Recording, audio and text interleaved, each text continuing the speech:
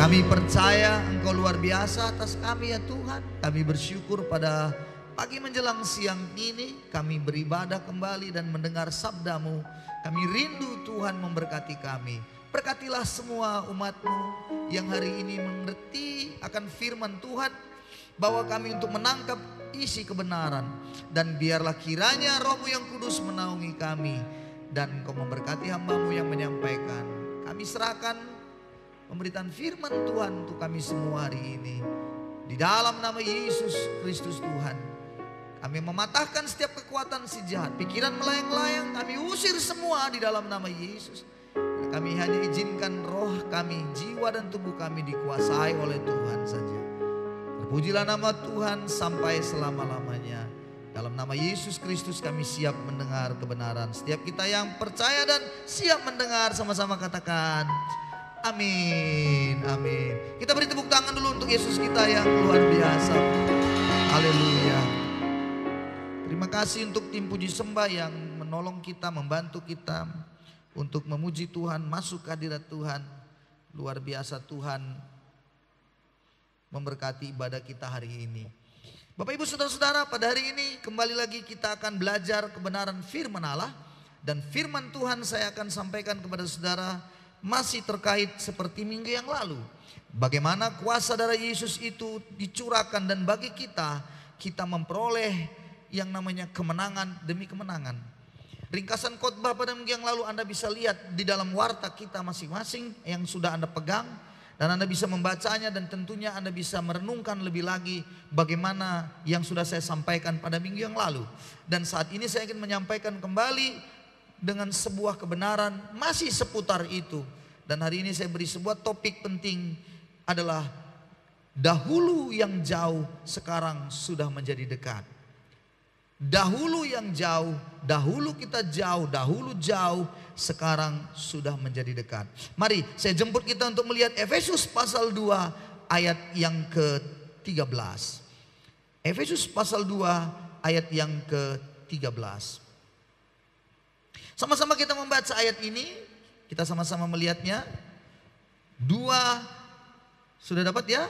Oke, 2, 3, ya.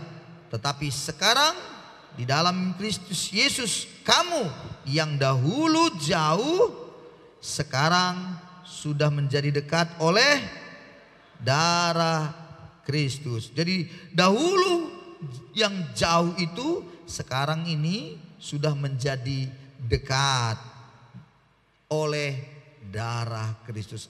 Ingat saudara, oleh darah Kristus. Oke.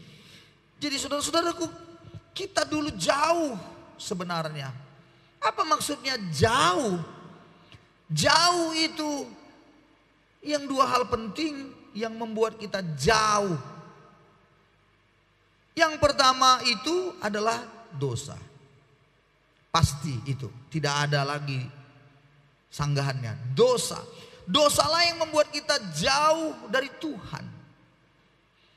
Dan jangan lupa minggu yang lalu saya sudah sampaikan bagaimana manusia pertama Adam dan Hawa itu jatuh ke dalam dosa. Dan kemudian mencoba menutupi ketelanjangannya dengan membuat cawat dari daun pohon ara. Tetapi kemudian Tuhan membuat kulit binatang, membuat pakaian mereka dari kulit binatang menutupi ketelanjangannya. Itu sebabnya saudara-saudaraku darah tertumpah. Darah tertumpah untuk menutupi ketelanjangan manusia itu. Sementara mereka hanya dengan cawat daun pohon ara itu mereka buat jadi cawat. Itu tidak akan ada tahan lamanya. 1-2 hari sudah hancur dan lapuk. Tapi menutupi ketelanjangan itu adalah Tuhan membunuh seekor binatang, darah tertumpah. Nah, di dalam ayat-ayat selanjutnya Anda siapkan catatan Anda, kita akan banyak membaca ayat untuk ini. Karena kita dahulu jauh, sudah menjadi dekat oleh darah Yesus. Darah Kristus yang mahal. Ingat waktu kita berdosa, kita hidup di dalam dosa, maka kita menjadikan diri kita seteru Allah, musuh Allah. Seteru, musuh. Roma pasal 5 ayat 10 dan 11. Roma pasal 5 ayat 10 dan 11. Dikatakannya, sebab jikalau kita, ketika kita ini masih seteru musuh Allah. Roma pasal 5 ayat 10 11 mengatakan ketika itu kita masih seteru. Seteru itu jauh. Udah musuh pasti jauh. Diperdamaikan dengan Allah oleh kematian anaknya. Darah tertumpah. Lebih-lebih kita sekarang yang sekarang telah diperdamaikan. Pasti ada sebuah kepastian di dalam kuat kuasa darah Yesus itu. Kematian Yesus itu di kayu salib memberi kita sebuah kepastian. Makanya saya dari dulu sudah berkata, 2-3 minggu yang lalu saya katakan bahwa Injil adalah sebuah kepastian. Injil bukan mudah-mudahan. Injil adalah sebuah kepastian, kita diselamatkan. Oleh hidup Kristus itu kita diselamatkan. Dan bukan hanya itu saja, kita malah bermegah dalam Allah oleh Yesus Kristus Tuhan kita. Sebab oleh Dia kita telah menerima pendamaian itu. Jadi dulu kita seteru musuh Allah. Musuh itu pasti jauh, tapi kemudian berdamai dengan Allah. Berdamai dengan Allah melalui karya salib Tuhan. Darah Yesus tercurah memberikan kita sebuah kesempatan untuk berdamai dengan Tuhan. Jadi kata berdamai itu menunjukkan kita dulunya memang musuh Allah. Kata berdamai di situ menunjukkan kita dulu jauh karena dosa itu. Tapi syukur kepada Tuhan, darahnya tertumpah untuk kita dan kita diperdamaikan. Dalam kitab 1 Yohanes 2 ayat yang kedua dikatakan. Kitab 1 Yohanes 2 ayat 2 dikatakan, dan Ia adalah pendamaian untuk segala dosa kita. Jadi memang pendamaian. Tapi bukan hanya untuk dosa kita ini saja katanya, tapi juga untuk dosa seluruh dunia. Jadi Yesus mati di kayu salib bukan hanya untuk orang Kristen. Darahnya tercurah dan tertumpah bukan hanya untuk kita yang hari ini ibadah di sini, tapi untuk seluruh dunia, untuk semua manusia. Tuhan sudah menyelesaikan dosa itu.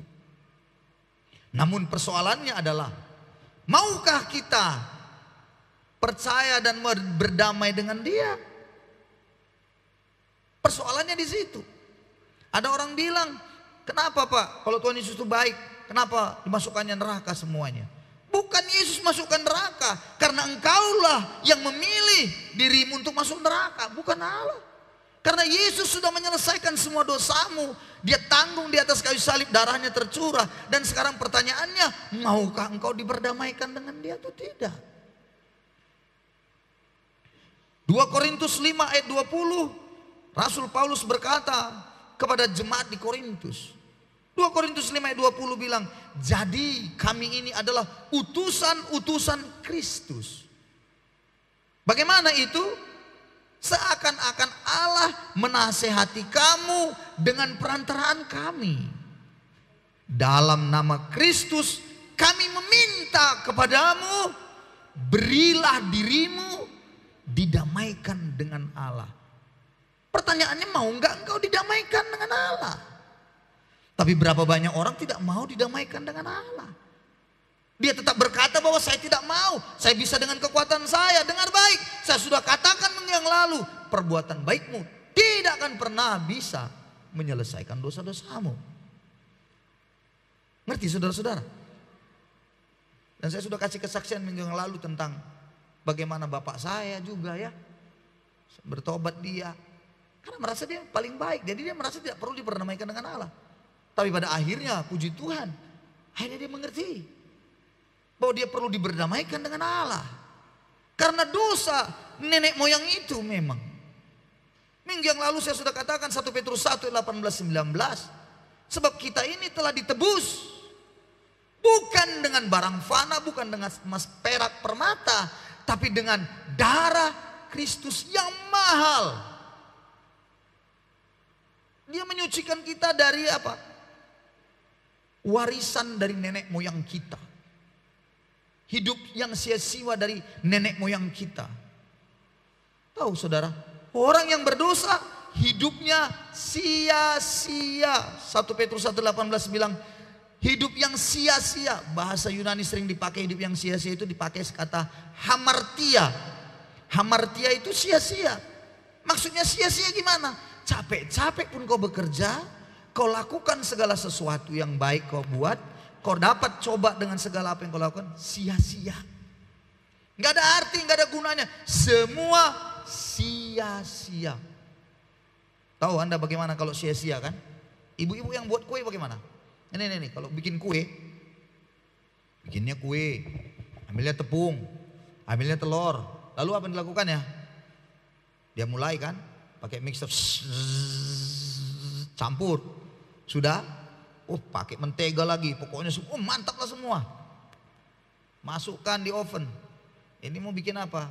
Bolu pandan. Bolu pandan tapi rasa durian. Luar biasa itu ya. Mantap tuh sekarang. Truk masuk dalam semuanya, dihidupkan apanya. Berapa waktu kemudian ditariknya udah selesai. Ya ampun. Kue itu masaknya 3 jenis. Sebelah atas mentah, sebelah tengah agak-agak masak, paling bawah gosong. Ajaib. Saya tanya saudara, apa artinya itu kalau udah gitu? Maka ibu itu bilang, sia-sialah semua. Apanya yang sia-sia? Ya, uangnya sia-sia. Capeknya sia-sia. Dibelinya lagi tadi durian, sia-sia. Dilakukannya semua dengan cara semuanya tidak, apa artinya? Sia-sia. Minyaknya, gasnya digunakan. Akhirnya apa? Sia-sia semua. Jangan hidupmu menjadi sia-sia. Kalau mau hidup tidak menjadi sia-sia, ingat, berilah dirimu didamaikan dengan Allah. Amin saudara-saudaraku. Jadi saudaraku, Anda harus tahu darah Yesus yang mahal itu. Kenapa dibilang mahal itu?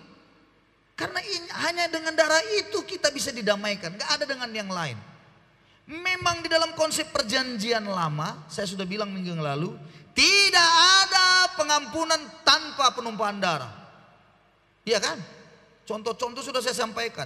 Kalau mau jelas ayatnya di dalam perjanjian baru, Anda bisa lihat Ibrani pasal 9 ayat 22.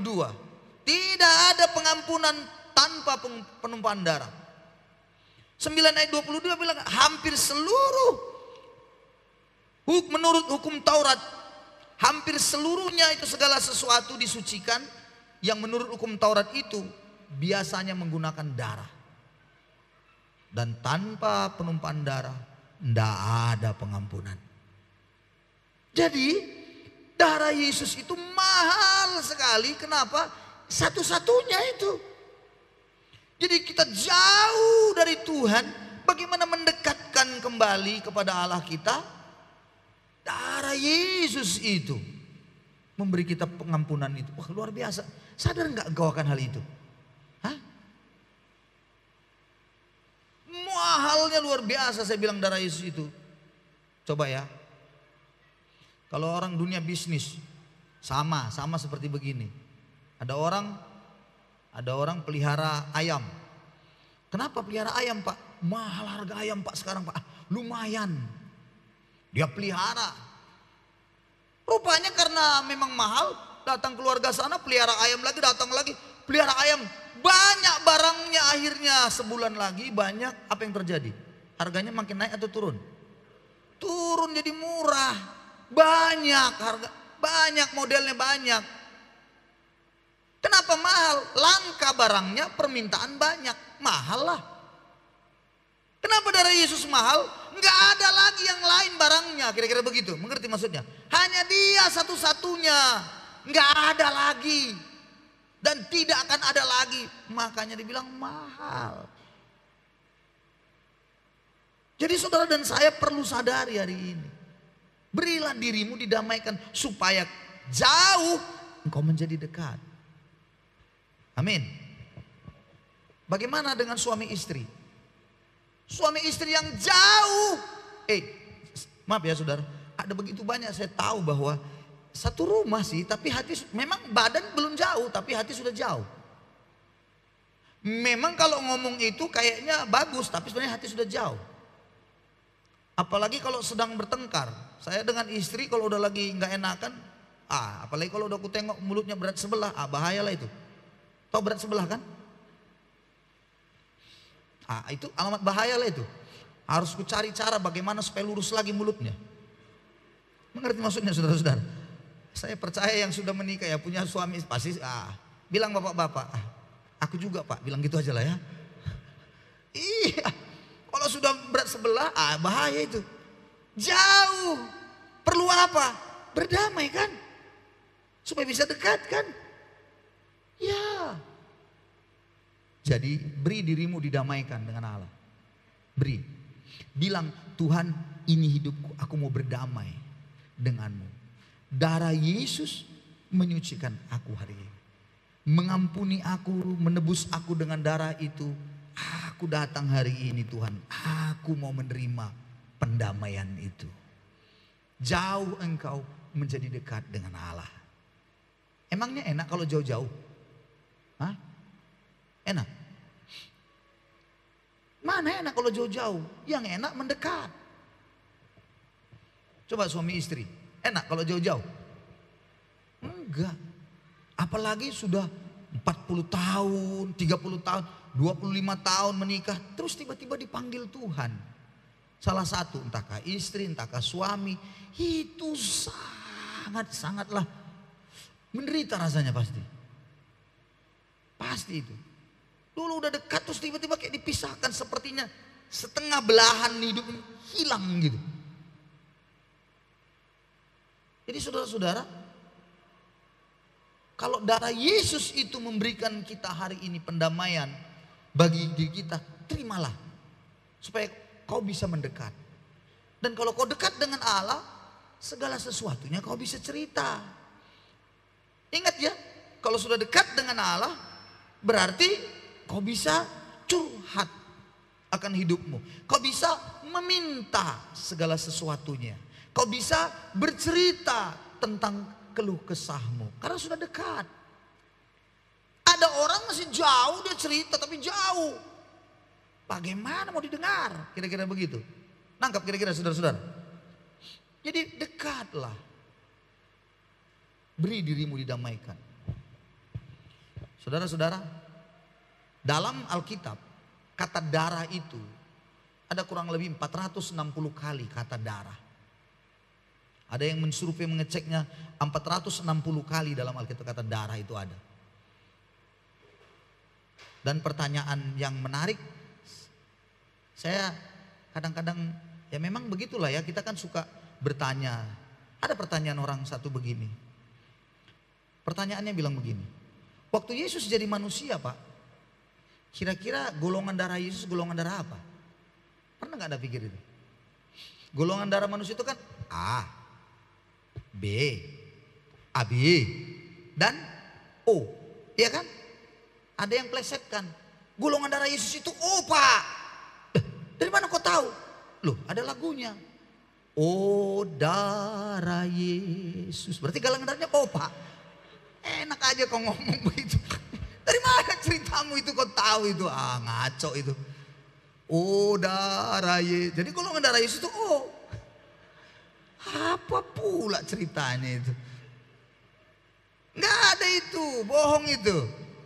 Ingat ya, genetikanya Yesus itu bukan genetikanya manusia berdosa, ngerti?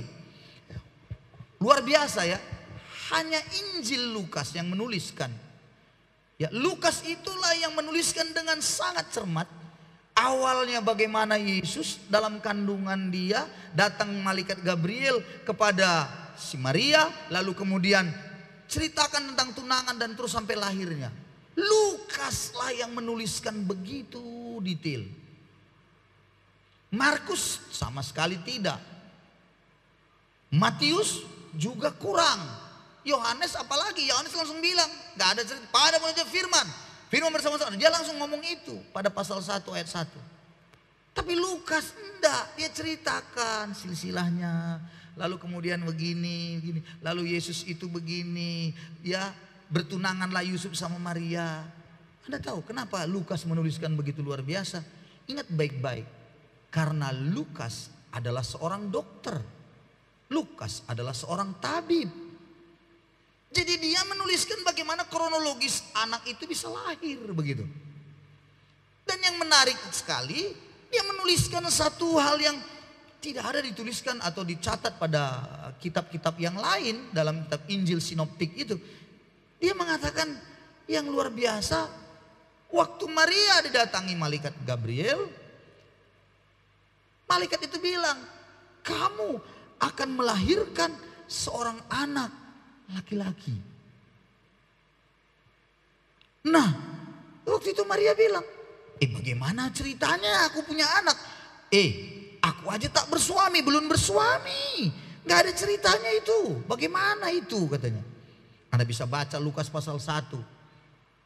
Ayat 34, 35. Lukas pasal 1.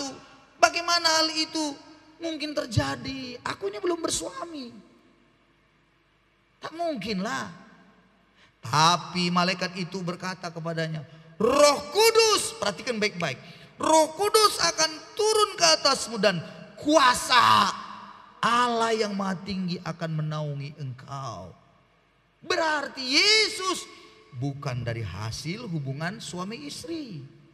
Makanya golongan darahnya itu enggak ada. Golongan darahnya yang satu-satunya tidak ada dalam dunia ini, hanya golongan darah itulah yang ada. Jenisnya tidak ada di dalam dunia ini. Anda mengerti maksudnya? Golongan darah apa itu Pak? Golongan darah ilahi. Golongan darah ilahi. Justru disitulah letak kuasanya. Kalau samanya dengan golongan darah kita A atau B atau A, bangga kali kita. Apa golongan darah Yesus? Syukurlah sama golongan darah kami. Apa pula kau? Enak saja. Nggak ada, golongan darah Yesus itu golongan darah ilahi. Nggak ada tandingannya. Maka kemudian saat dia berkata tidak mungkin itu, malaikat itu bilang Roh Kudus yang akan menaungi. Dan yang menariknya dituliskan oleh Lukas. Sebab itu katanya ayat 35 pada pasal 1. Anak yang kau lahirkan itu akan disebut kudus. Anak Allah. Nah, kudus. Jadi kalau kudus itu genetiknya, gennya itu memang nggak ada, nggak bisa seperti genetik kita. Jadi kuasa darah Yesus yang kita katakan, yang saya sampaikan minggu yang lalu, itu adalah kuasa darah yang luar biasa. Sanggup menghancurkan kekuatan si jahat, sanggup menghancurkan setiap kubu-kubu si jahat. Pekerjaan-pekerjaan setan sanggup diluntuhkan dengan kuat kuasa darah Yesus. Dan Anda harus bersyukur dengan itu. Amin saudara-saudaraku. Bagaimana dengan Maria, golongan darahnya? Golongan darah Maria saya tidak tahu, tapi yang saya percaya pasti antara itu tadi. AB atau O. Karena manusia yang memang dari nenek moyang sudah mewarisi sebuah dosa yang namanya turun temurun yang diwariskan itu. Dan puji Tuhan luar biasa, Yesus kita adalah kudus. Dan dia Allah yang menjadi manusia. Itu sebabnya ketika darahnya digunakan, darah itu sanggup memperdamaikan kita dengan Tuhan. Dan jauh kita yang dahulu dari Allah, seteru atau musuh Allah, menjadi dekat. Luar biasa sekali. Amin saudara-saudaraku. Wow. Mari kita lihat lagi satu ayat penting lagi. Ibrani 9. Ayat yang ke-11 sampai 14. Ibrani 9 ayat 11 sampai 14. Mari kita lihat lagi. Saya baca pelan-pelan untuk saudara dan coba tangkap Apa pesan dari kebenaran ini? 11 sampai 14 Ibrani 9, tetapi Kristus telah datang sebagai imam besar untuk hal-hal yang baik yang akan datang. Ia telah melintasi kemah yang lebih besar dan yang lebih sempurna, bukan dibuat oleh tangan manusia. Artinya yang tidak termasuk ciptaan ini. Jadi Yesus sudah melintasi kemah yang lebih besar. Apa maksudnya kemah di situ? Begini, orang Yahudi itu mereka punya namanya tempat bait Allahnya itu kemah suci. Itu ada 3 bagian. Ada ruang 1 halaman, ruang kudus, dan ruang maha kudus. Untuk sampai ke ruang maha kudus di mana tempat Allah di situ, orang bicara dan menceritakan sesuatu kepada Allah, berjumpa dengan Allah di ruang maha kudus, itu bukan orang sembarangan. Dia harus melewati halaman, ruang kudus, dan orang ruang maha kudus itu bukan bukan imam-imam biasa yang datang. Itu imam yang spesial, yang ditaruh Tuhan, memang pilihan. Dan orang yang masuk ke sana itu nggak bisa sembarangan orang memang.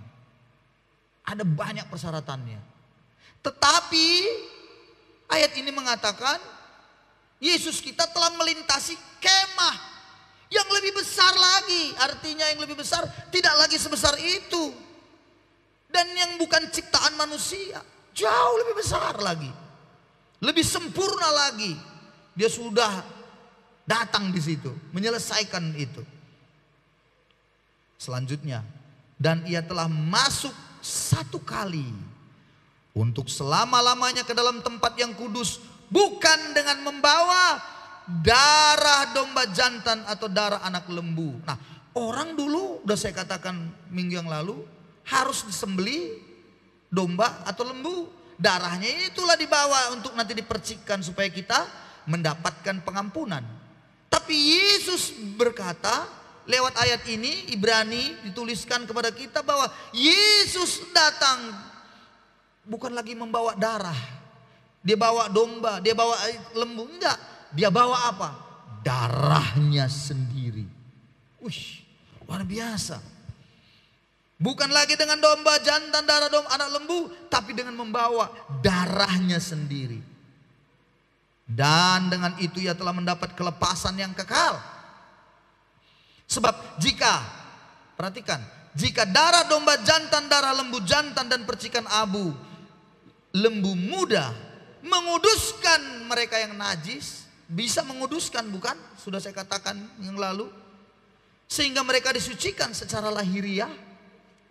Betapa lebihnya lagi darah Kristus yang oleh Roh kekal telah mempersembahkan dirinya sendiri kepada Allah sebagai persembahan yang tak bercacat. Jadi kalau darah lembu aja bisa menyucikan, mentahirkan, betapa lebih lagi darah Kristus, darahnya yang suci itu akan menyucikan hati nurani kita dari perbuatan yang sia-sia. Akan menyucikan kita. Kita yang jauh dari Tuhan, seteru Tuhan, disucikannya dengan darah itu untuk kita. Sehingga ayat selanjutnya bilang, supaya kita dapat beribadah kepada Allah yang hidup. Artinya mendekat kepada Allah. Amin, saudara-saudaraku. Mendekat. Jadi kalau engkau bisa beribadah, bukan karena hebatmu, Bapak, Ibu, bukan karena jago, bukan karena pintar, bukan karena kita ini mampu berbuat baik, bukan. Engkau beribadah kepada Allah. Kenapa?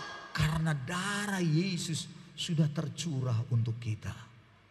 Makanya masuk ke hadirat Tuhan itu bukan melalui pujian, tetapi hanya melalui darah Yesus. Tetapi kita membawa puji-pujian. Nah, beda ya. Jadi bukan melalui puji-pujian kita datang kepada Tuhan. Salah. Melalui darah Yesus yang mahal itu kita masuk ke hadirat Tuhan. Tapi masuknya bagaimana? Membawa pujian dan penyembahan kita. Wow, jadi kalau engkau ngerti waktu memuji menyembah Tuhan, karena darah Yesus sudah menyucikan, maka engkau membawa pujian Kami bawa korban pujian ke rumah-Mu ya Tuhan. Korban kegirangan ke rumah-Mu oh Tuhan. Korban ucapan syukur. Itu korban ucapan syukur. Ku persembahkan bagi-Mu. Dan korban kegirangan. Itu korban dibawa kepada Tuhan gitu. Ucapan syukur. Apa maksudnya korban? Korban sakit kau, menderita, tapi masih bisa bersyukur. Itu korban. Dan itu sangat menyenangkan hati Tuhan. Jadi kalau Anda datang, muka Anda banyak kali masalahku. Anakku lagi, ini lagi, bagaimana lagi. Terus Anda nyanyi. Anda bilang bagaimana? Lagunya nggak ngangkat pun nggak enak, lagunya nggak pas, nggak ngangkat lagu. Apanya yang ngangkat? Bukan ngangkat lagunya, terangkat, tapi mau diangkat nggak tahu. Bukan itu. Anda datang dengan bawa pujian, tapi masuknya itu darah Yesus. Makanya kalau Anda datang dengan beban berat dan susah, masuk ke hadapannya, percaya darah Yesus menyucikan aku hari ini. Darah Yesus hari ini mengalir dalam hidupku. Maka waktu itu dalam susah Anda ini ya, tapi Anda datang lalu berkata, ku bersyukur kepadamu ya Tuhan. Ku bersyukur. Wah, itu sangat menyenangkan hati Tuhan. Itulah korban. Amin saudara-saudaraku. Suamimu agak beling-beling, agak aneh-aneh, tapi kemudian engkau berkata, Tuhan aku mau datang kepadamu. Darah Yesus menyucikan aku hari ini. Aku mau datang hari ini. Aku mau bersyukur saja kepadamu Tuhan. Itu bagi Allah itu sangat menyenangkan dia. Luar biasa bukan? Jadi gara-gara atau karena darah Yesus itulah kita yang jauh menjadi dekat. Artinya kita beribadah dengan sebuah keyakinan. Kita sudah bisa mendekat bukan? Tahu Anda mau menjumpai Tuhan? Zaman dulu jangan coba-coba ketemu Tuhan. Anda ini nih contoh nih, imam mau masuk ke dalam kemah suci itu. Imam itu udah jantungan itu. Dia akan menguduskan dirinya, berpuasa menguduskan dirinya. Bagaimana kalau tidak menguduskan dirinya? Hati-hati begitu masuk, tidak dikenan Tuhan begitu masuk ke dalam. Makanya imam zaman dulu itu diikat kakinya, itu ada kerincing-kerincing, ada kerincing-kerincingnya, bunyi-bunyinya, terus diikat kakinya. Begitu masuk ke dalam, orang udah luar udah nunggu dulu. Bagaimana? Kalau di dalam masih bunyi kerincing, berarti orangnya masih hidup. Karena di dalam ruang kudus itu ada meja roti, ada pelita, itu harus dihidupkan terus. Ada mesbah dupa, itu harus kemenyan harus dinaikkan terus, kemenyan itu harus tidak boleh mati. Makanya imam itu yang harus terus menyalakannya, semuanya menyiapkan di dalam. Kalau dia tidak kudus, orang sudah dari luar mendengar, nggak ada lagi bunyi-bunyi. Jangan kau masuk ke dalam menjemput mayatnya. Mati juga kau nanti di dalam. Mati. Udah mati dia. Siapa yang mati? Iya, imam siapa nama imam? Amagabute, mati. Ayo suaya. Datanglah Amagabula dede. Biar ku jemput lah, biar ku gendong, biar ku ambil. Mati juga Amagabula dari dalam. Mati. Nggak bisa main-main. Dan supaya tidak mati gimana caranya? Itu tali tadi ditarik dia. Ditarik dari dia. Tarik begitu saudara. Daripada mati nanti terus. Jadi saudara-saudara, itulah yang mereka lakukan. Sementara kita, beribadah karena darah Yesus membuat kita bisa dekat. Amin. Kita dipanggilnya bukan lagi budak tapi anak. Amin. Haleluya. Amin. Menjadi dekat. Gak usah jauh. Gak usah jauh. Kalau agama yang lain, lagi dia melakukan ritual sembayangnya, buang angin dia, batal. Batal. Kentut dia, batal itu, ulangi. Kentut dia batal. Tapi kalau Anda di sini, sudah bawa siapa nih, tenang aja, haleluya. Itu itulah dekat, saudara-saudara. Kau mengerti? Dekat engkau, nggak jauh. Hebat nggak Tuhan kita itu mengasihi kita, ya kan? Kau sudah kalau di rumah saja lagi menyembah, ya kan? Ya kan? Kami juga pernah kejadian begitu. Kami lagi nyanyi, tiba-tiba salah satu dari antara kami di kamar ini, ya, but, siapa itu? Tapi karena dalam menyembah, mari kita lanjutkan. Haleluya Tuhan. Apakah engkau dipukul Tuhan? Dimarahi Tuhan? Enggak. Enggak, itulah dekatnya sudah sama Tuhan itu. Itulah dekatnya itu. Sedangkan kalau ada aja di situ, gak usah pejabat aja, buang angin kau di situ, langsung disepaknya kan? Iya kan? Coba di situ ada wali kota misalnya datang, ada yang ngomong gini, but gitu tiba-tiba gitu. Bagaimana kata wali kota? Apakah kata wali kota? Kita lanjutkan terus, apa gitu? Enggak deh, siapa itu? Kurang ajar, gak sopan, kan begitu kan? Itu wali kota, tapi Tuhan Allah, Tuhan cuma tersenyum. Langsung Tuhan bilang, perutmu banyak gas ya nak ya. Gitu aja. Udah dekat, saudara, udah dekat. Sadar enggak kau betapa mulianya darah itu mengalir untuk kita. Haleluya. Kita beri tepuk tangan dulu buat darah Yesus yang luar biasa itu. Haleluya. Jangan lagi engkau merasa bahwa engkau jauh. Tidak, sudah dekat. Dahulu dahulu kau memang jauh. Tapi sekarang sudah dekat dengan Tuhan Allah kita. Amin. Jadi yang pertama yang membuat kita jauh, dosa. Nah yang kedua, yang terakhir, dua saja kita belajar. Yang kedua yang membuat kita jauh itu apa? Mari kita buka Wahyu 12. Wahyu 12 ayat 10 sampai 11.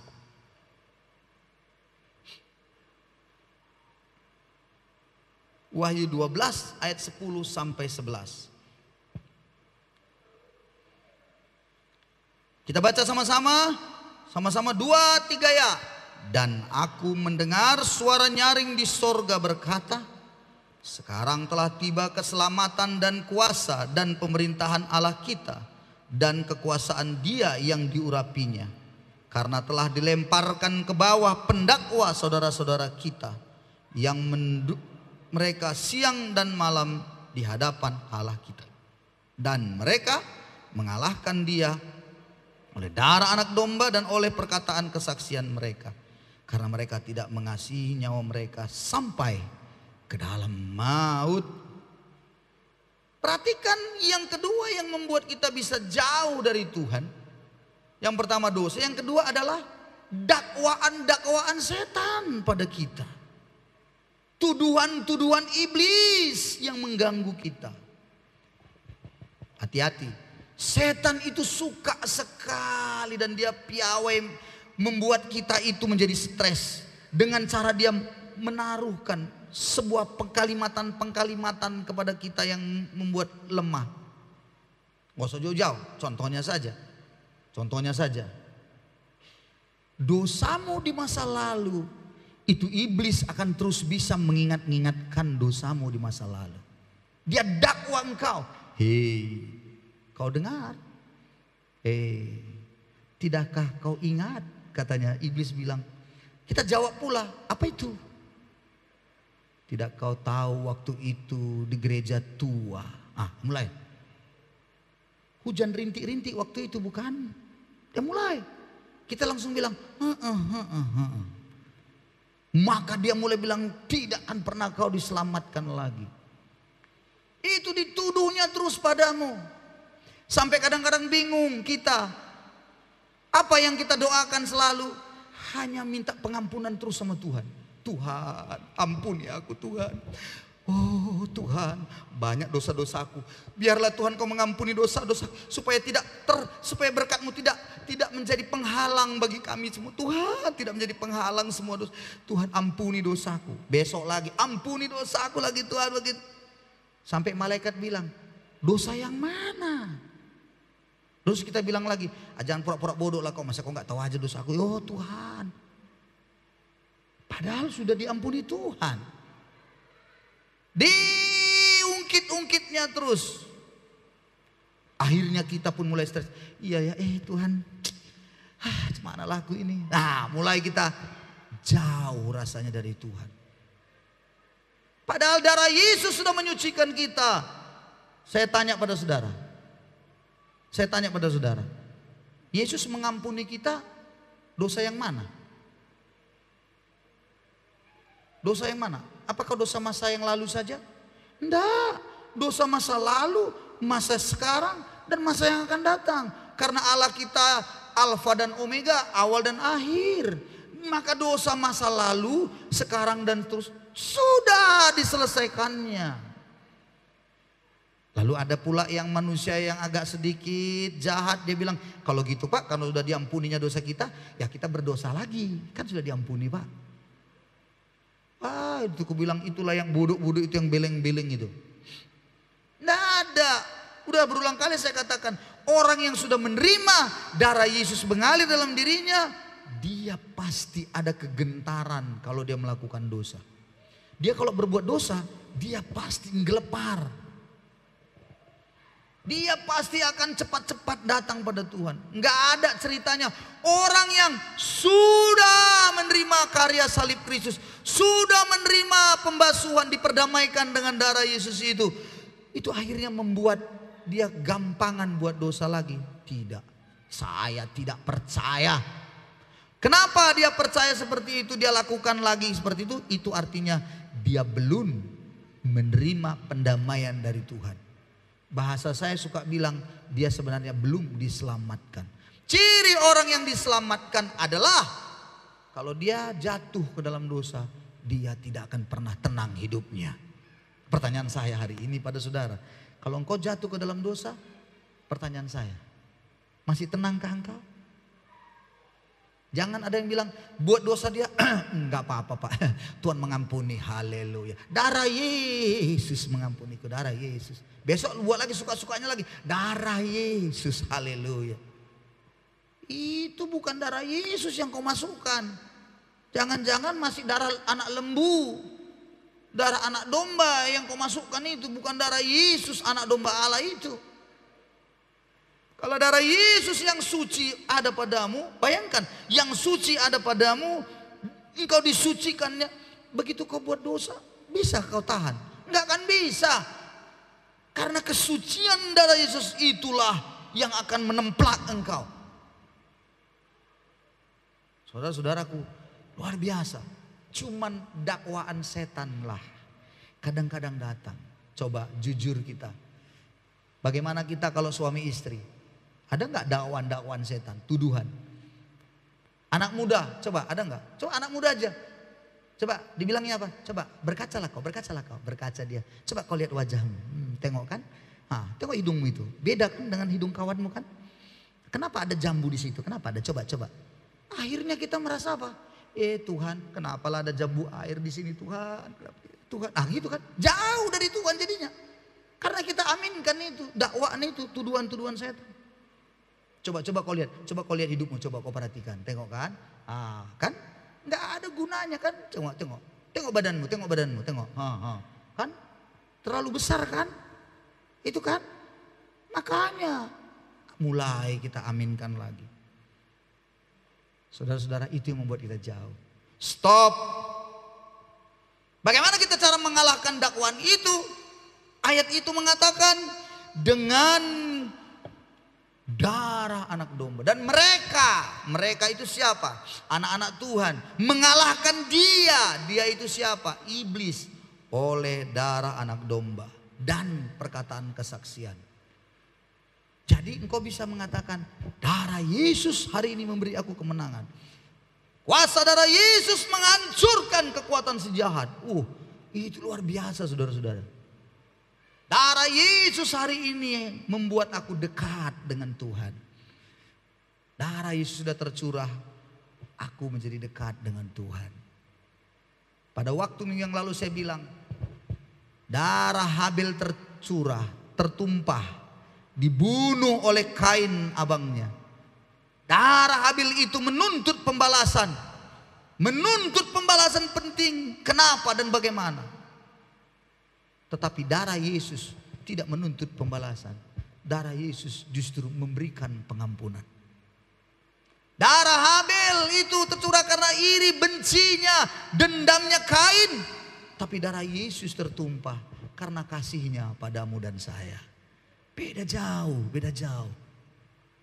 Darah Habel itu meminta sesuatu korban yang harus mata ganti mata, gigi ganti gigi, nyawa dibayar dengan nyawa.